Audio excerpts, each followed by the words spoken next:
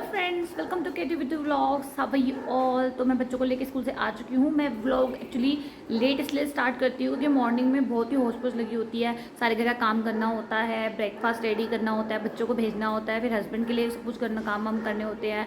मतलब फिर उसके बाद मुझे भी रेडी होना होता है। मतलब बहुत सारा काम एक साथ होता है।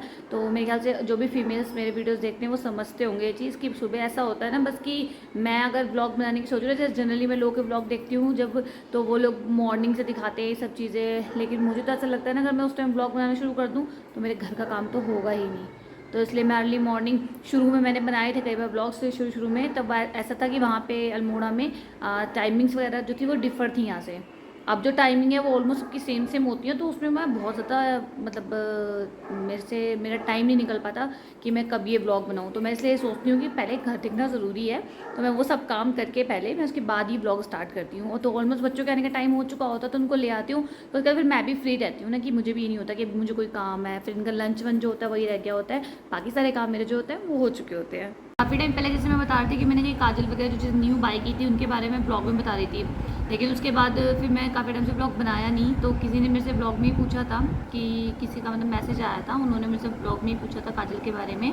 तो मैंने बोला था कि मैं बाद में फिर कभी बताऊंगी कि जैसे काजल हम लगाते हैं तो बहुत ज़्यादा फैल जाता है, कई बार रून हो जाता है, तो वो कैसे, मतलब वैसे तो बहुत सारे वीडियोस होते हैं लोगों के, मतलब लोगों को यूट्यूब पे मिल जाते होंगे, लेकिन मैं कैसे लगाती हूँ काजल और कैसे मैं अपना तरीका आपको अभी शेयर कर रही हूँ। तो मैं वो आपको बताने जा रही हूँ। पहले मैं आपको चीज़ें दिखा देती हूँ।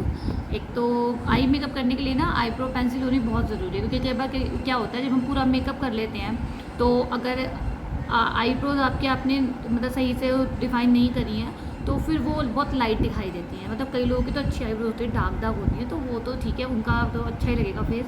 लेकिन जैसे मेरी है, मेरी बहुत ज़्यादा डार्क नहीं है, हैवी नहीं है, भरी हुई नहीं है प्रॉपर, तो मुझे थोड़ा बहुत डिफाइन करना पड़ता है। तो उसके लिए मैं ये नायका की मेरे पास है, मैं ये यूज़ करती हूँ। और मैंने काजल भी, जैसे मैंने पिछली बार बताया था कि मेरे पास ये जैकलिन, ये मैंने न्यू मंगाया है काजल, जैकलिन वन स्ट्रोक। तो ये वाला काजल नीचे गिर गया, एक मिनट उठा लूँ उसको पहले।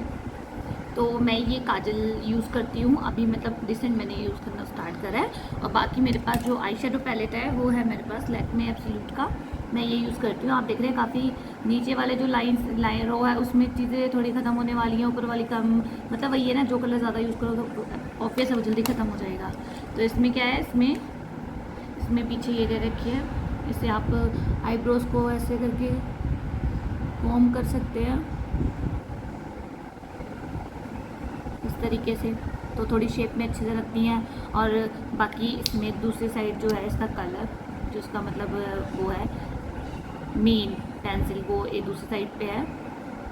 तो इसमें जैसे इसकी शेप बड़ी अच्छी है, इसकी जो शेप है वो इस तरीके की है, तो इसको लगाना बड़ा इजी हो जाता है। जहाँ जहाँ आपकी आईब्रोज में गैप्स हैं खाली उनमें फिल करते रहिए। आपकी आईब्रोज पे देखिए यहाँ फिल हो गया तो कितना सही हो गया, तो खाली खाली है। मतलब आता तो ऑलमोस्ट सबको ही होता है कि हाँ कैसे लगाया जाएगा, तो इसमें कोई डिफ़िकल्ट वाली चीज़ नहीं है। बाकी मैं आपको बताती हूँ जो मैं काजल का बता रही थी। जैसे ये काजल है मेरे पास, वैसे तो ये काजल बहुत अच्छा है, ये ऑलरेडी ऐसा है कि बिल्कुल भी स्मज नहीं होता, फैलता नहीं है, अपने आप में ही बहुत अच्छा है। लेकिन फिर भी जैसे कई बार होता नहीं, स्वेटिंग हो रही है तो बिखर जाता है, काजल ख़राब हो जाता है, तो वो बताती हूँ मैं आपको कि उसके लिए क्या करना है। तो पहले हम काजल अप्लाई कर लेते हैं।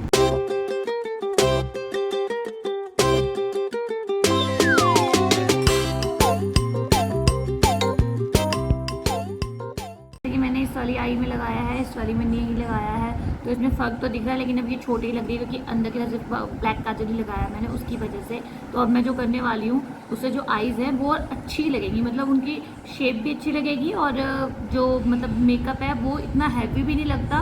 मतलब मैं जो लगाती हूँ वो बता रही हूँ आपको कि वो हैवी भी नहीं लगता और दिखने में अच्छा लगता है, मतलब फेस पे एक लुक आ जाता है। जैसे ये जो मेरे पास पैलेट है लैक्मे फ्लूट का, इसके अंदर आप ये वाला जो शेड है लाइट पर्पल, मेरा डार्क पर्पल शेड है। यूज़ तो आप कोई भी कर सकते हैं ड्रेस के अकॉर्डिंग, मैं ज़्यादा ये वाला शेड यूज़ करती हूँ, ये सब पे चल जाता है। तो ये वाला जो शेड है मैं इसको इस काजल के नीचे अप्लाई करूँगी।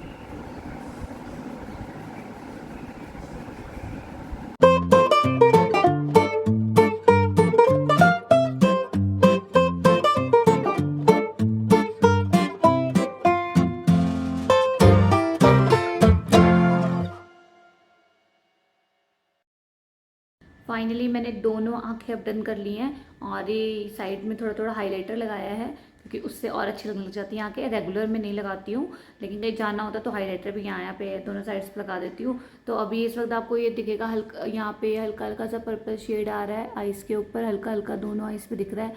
और यहाँ साइड में भी जो पर्पल शेड आता है बिल्कुल लाइट पर्पल, मतलब उसमें डार्क है, लेकिन अगर कम क्वांटिटी में यूज़ करोगे तो वो लाइट पर्पल दिखाई देगा, ज़्यादा क्वांटिटी में लगा लोगे तो डार्क डार्क दिखने लगेगा। तो उसको लाइट यूज़ करना है और जो उसमें ही ब्रश होता है उसका मैं वही यूज़ करके उसी से लगा लेती हूँ। तो अब आपको मेकअप की भी अच्छी लगती है तो मेकअप ही क्यों लगाना है। सुना मेरा बेटा क्या बोल रहा है, कॉम्प्लीमेंट दे रहा है मुझे, तो इससे तो खुशी की बात और क्या हो सकती है।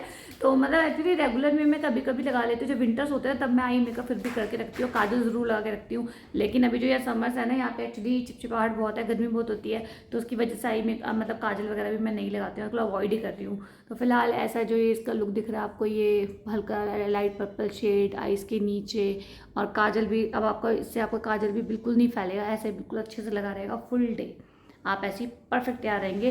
और हाँ, ये क्योंकि वाटर प्रूफ है मेरा जो मेकअप है सारा ही, तो इसके लिए फिर मुझे गार्नियर का जो, हाँ बेटा डिनर में क्या बनाऊंगी? डिनर में क्या बनाओगे, ऐसा लगता है ना पूरा दिन यही सोचने में निकल जाता है कि सुबह ब्रेकफास्ट में ये खा लिया, लंच में अब ये खाना है, उसके बाद डिनर में अब क्या खाना है। तुम बताओ, मेरे मैचिंग के बने हुए तुम क्या खाओगे, इधर आओ तुम क्या खाओगे डिनर में? दाल चावल। दाल चावल, इसको तो रोज चावल खिला दो, चावल खिला दो, चावल खिला दो। कहाँ, कल भी नहीं खाए थे, परसों भी नहीं खाए थे। अच्छा कल नहीं खाए थे, नहीं, चलो अभी पहले डिनर भी देख लेते हैं क्या बनाएंगे। आज हमने डिनर में बनाई है आलू पत्ता गोभी मटर की सब्ज़ी। और अभी मैं अपना आज का ब्लॉग में यही एंड कर रही हूँ क्योंकि दोनों बच्चों के अब एग्ज़ाम स्टार्ट होने वाले हैं, तो टेस्ट ऑलमोस्ट डेली हो रहे हैं। तो अभी आपको टीवी की आवाज़ आ रही होगी, अभी दोनों टीवी देखने में मस्त हैं। मैं जा रही हूँ दोनों को पढ़ाई कराने और उसके बाद फिर दोनों को खाना वाना खिला के जल्दी सुलाएंगे क्योंकि अब डेली ऑलमोस्ट टेस्ट चल रहे हैं दोनों के। तो अभी मैं अपना आज का ब्लॉग यही एंड करती हूँ और मैं आपसे फिर मिलूंगी न्यू डे के साथ न्यू ब्लॉग में। तो अगर आपको हमारे ब्लॉग्स अच्छे लगते हैं तो प्लीज़ उन्हें लाइक करिए और वीडियोस को शेयर कीजिए और कमेंट ज़रूर कीजिए। तो हम आपसे मिलेंगे न्यू डे के साथ न्यू ब्लॉग में। तो अभी के लिए बाय बाय फ्रॉम, नहीं 1000 सब्सक्राइबर्स का एम है वंश जो कहता है हमेशा। तो अभी के लिए bye bye from K2V2 blogs, bye.